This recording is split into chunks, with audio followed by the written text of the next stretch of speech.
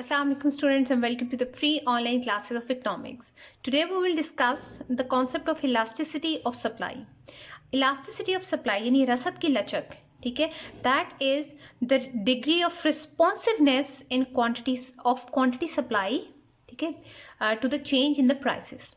जब कीमत में तब्दीली आती है तो कीमत में तब्दीली से रसद में जो मिकदार रसद में जो तब्दीली आ रही है, that concept is called elasticity of supply.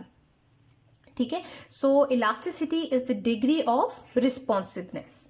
So elasticity of supply में भी we have different methods to measure the elasticity of supply. The first method is unit method या यूनिटी मेथड.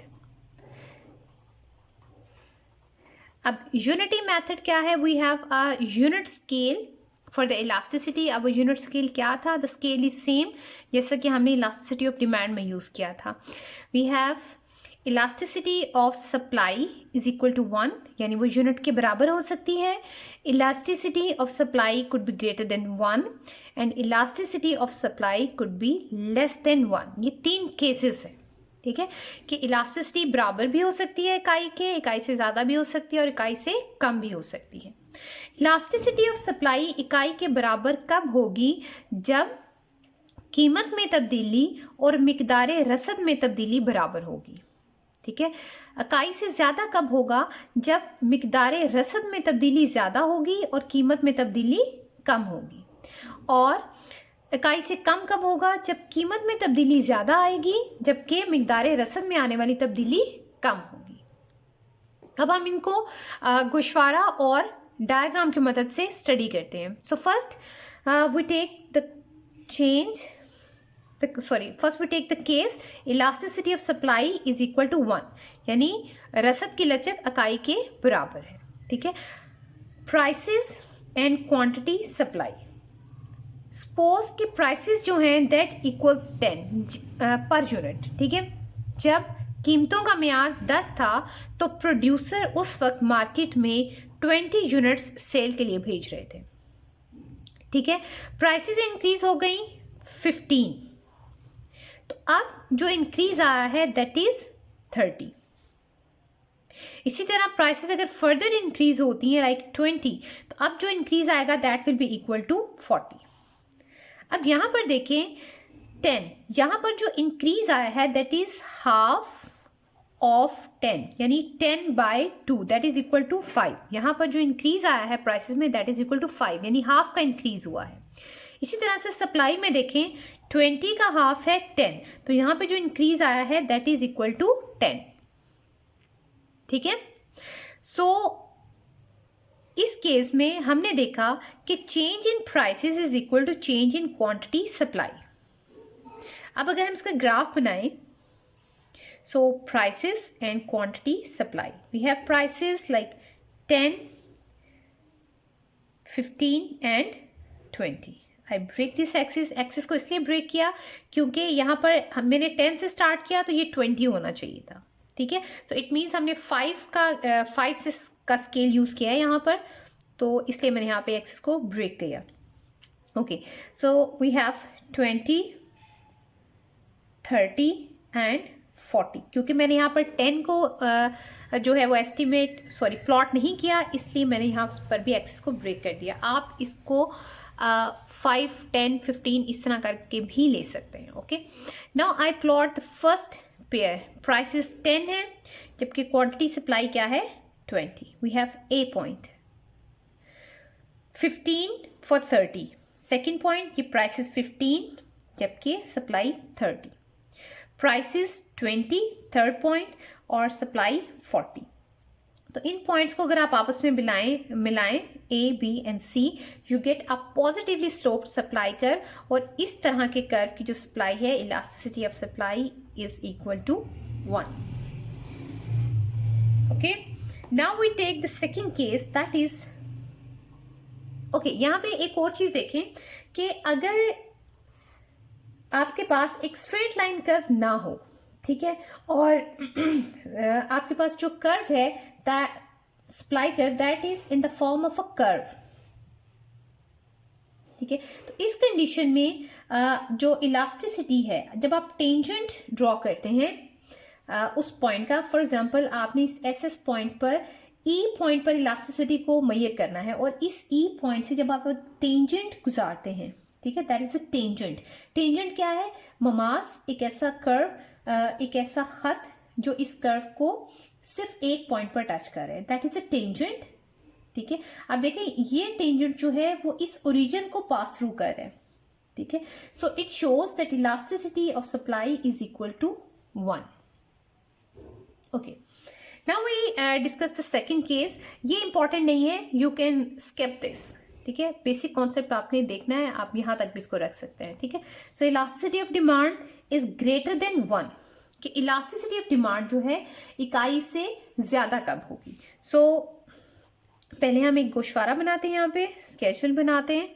ठीक है, we start from the same values like 10 and 20। ठीक है, अब prices जो हैं इट इंक्रीजेस टू 15, लेकिन अब जो रसद में इजाफा हुआ है दैट इज 50। अब देखें यहां पर जो प्राइस में इजाफा हुआ है that is half of initial value. ठीक है, ये इनिशियल वैल्यू का हाफ है, 5 का इंक्रीज हुआ है। लेकिन यहां पर जो रसद में इजाफा हुआ है that is more than half.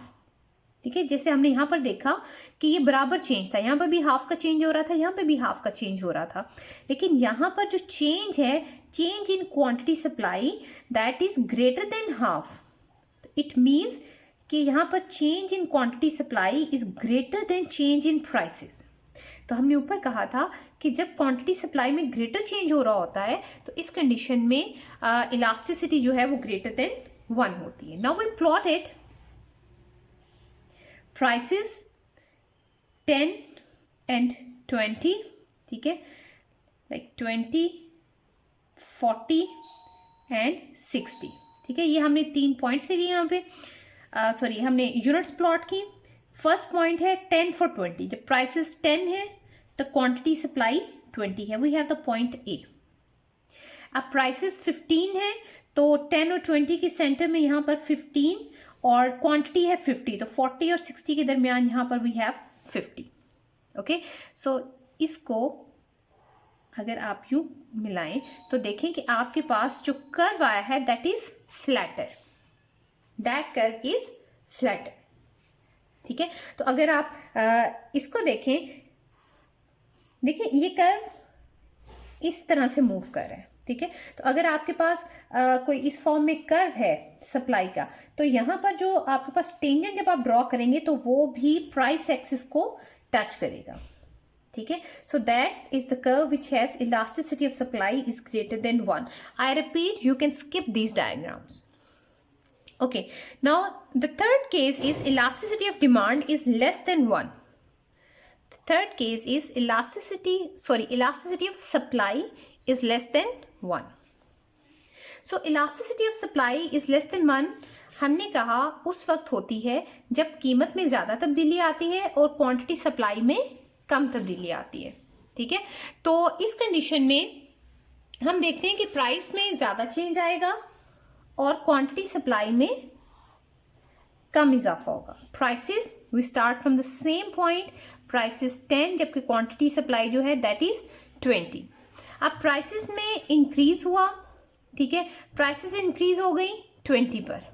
ठीक है, लेकिन जो क्वांटिटी सप्लाई है दैट इंक्रीजेस टू 30। अब यहां पर देखते हैं कि प्राइस में जो राइज आया है प्राइसेस डबल हो गई हैं। ठीक है, प्राइसेस डबल हो गई हैं, लेकिन क्वांटिटी सप्लाई डबल नहीं हुई। क्वांटिटी सप्लाई में जो इंक्रीज आया है दैट इज हाफ ऑफ 20, 10 का इंक्रीज आया सिर्फ। तो यहां पर change in prices is greater than change in quantity supply. तो अगर हम इसको प्लॉट करें, so prices and quantity supply, price 10, 20, यहां पर 10, 20 एंड 30। अब देखिए यहाँ पर 10 पे अगर हम फर्स्ट पॉइंट प्लॉट करें, 10 पे जो क्वांटिटी है that is 20, that is a point, और जब प्राइसेस 20 हो गई तो जो इंक्रीज आया है दैट इज 30। तो यहाँ हमारे पास एक स्टीपर कर्व जो है वो हमें हासिल होता है सप्लाई। ठीक है। अब ये जो सप्लाई कर्व है इसकी इलास्टिसिटी लेस देन 1 है। अगर आप इसको एक्सटेंड करें तो ये क्वांटिटी वाले एक्सिस को टच कर रहा है, ठीक है। तो अगर इसमें भी अगर आप कर्व बनाते हैं, ठीक है, तो वो भी यहाँ पर इस फॉर्म में अगर आपके पास कोई कर्व फॉर्म में सप्लाई कर्व है तो ई पॉइंट पर आपने इलास्टिसिटी एस्टिमेट करनी है, तो यहाँ पर भी आपका कर्व जो है वो एक्स एक्सिस को क्वांटिटी सप्लाई वाले कर्व को इंटरसेक्ट करेगा, ठीक है। So these are the 3 cases of unity method, ठीक है। इसके अलावा we have 2 extreme cases. Extreme cases क्या है कि elasticity of demand elasticity of supply जो है that is equal to infinite, यानी प्राइस में निग्लिजिबल चेंज आता है, ठीक है, बिल्कुल थोड़ा सा चेंज आता है, इतना चेंज कि आप उसको इग्नोर कर सकते हैं, और उस चेंज के रिस्पॉन्स में सप्लाई इनफिनिटली इंक्रीज हो जाती है। तो इस कंडीशन में जो सप्लाई कर्व बनता है that is parallel to x axis, that is supply curve, और इसकी इलास्टिसिटी जो है that is equal to infinite, ठीक है। लामहदूद हद तक जो है वो लचकदार है, यानी प्राइसेस में निग्लिजिबल चेंज आ रहा है, जबकि क्वांटिटी सप्लाई जो है वो 10, 20, 30 इंक्रीज होती चली जा रही है। And that is the extreme case, ये रियल लाइफ में एग्जिस्ट नहीं करता, ठीक है। इसी तरह से इलास्टिसिटी ऑफ सप्लाई जो है it could be vertical curve, ठीक है, इसको जीरो इलास्टिक भी कह सकते हैं या इन इलास्टिक भी कह सकते हैं। यहाँ पर elasticity of supply is equal to 0, यानी प्राइसेस में बहुत बड़े बड़े राइज या फॉल आ रहे हैं, लेकिन उस राइज एंड फॉल से क्वांटिटी में बिल्कुल निग्लिजिबल चेंज आ रहे हैं, जिसकी वजह से कि वो इतने छोटे चेंज हम उसको बिल्कुल इग्नोर कर रहे हैं। This are not the changes that should be included in the diagram, ठीक है। सो इस तरह के ये जो 2 केसेस हैं this are the extreme cases, ये रियल लाइफ में एग्जिस्ट नहीं करते, ठीक है। So that is the unity method, जिसके accordingly elasticity of supply could be equal to 1, could be greater than 1 और कुड बी लेस देन 1, ठीक है। So that's all about the unity method. Please do ask if you have any confusion. Thank you so much.